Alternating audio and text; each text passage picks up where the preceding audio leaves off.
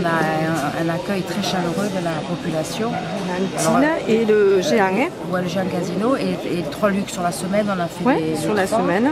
On a fait signer des pétitions et en général c'est très bien reçu. Tous les commerçants prennent l'affichette et même dans les boutiques, des fois il y a des petites discussions entre les clients. Ils demandent où ça en est, ils demandent où vous faites signer, ils vont signer. Enfin, c'est quelque chose d'important. Ils font signer aussi? Alors il y a quelques commerçants qui ont gardé les pétitions pour les faire signer eux-mêmes à leurs clients. Et il y a même des discussions entre les commerçants. Puisqu'il y a cette anecdote qu'il y avait une commerçante qui disait moi je ne fais pas de politique, et l'autre elle lui a dit mais c'est pas de la politique, c'est la défense de l'emploi, il faut absolument répondre et tout ça.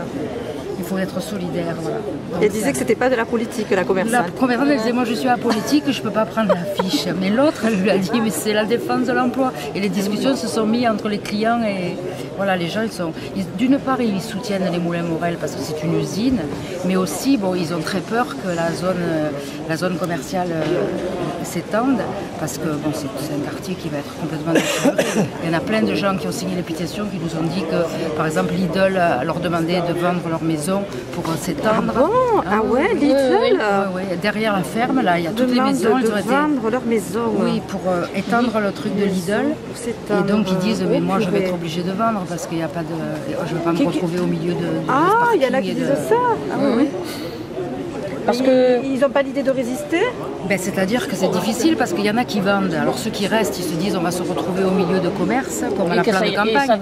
Et ça ne vaudra plus rien, ils préfèrent vendre. Ils disent ça me fait mal au cœur, mais je ne vais pas rester dans un quartier comme ça. Et il y a beaucoup de gens qui ont une réflexion sur la consommation quand même. Qui disent mais ça sert à quoi de faire des magasins, on n'a pas de fric, c'est pas ça la vie de consommer et tout ça. On en arrive très vite à cette discussion. Rapidement, on a des discussions avec les gens sur le fait d'étendre la zone commerciale.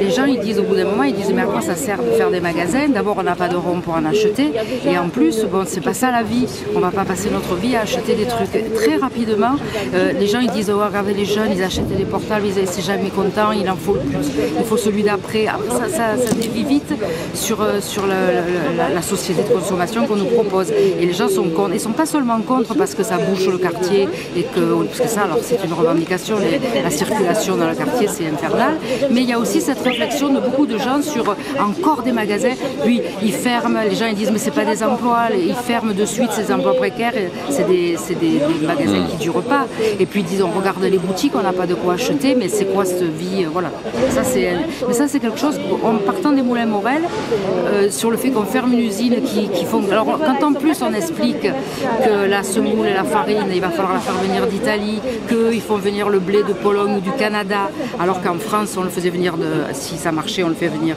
de France, le blé. C'est un dépit du bon sens avec les transports. On aborde aussi le problème de l'écologie. Je veux dire que cette lutte des Moulins Morel, elle est quand même très symbolique parce que ça touche beaucoup d'aspects de la société actuellement. L'écologie avec les transports, ça touche la société, les valeurs, la consommation, tout ça. Ça touche l'urbanisme parce que le quartier va être défiguré complètement. C'est que des constructions, voilà. Puis voilà, ça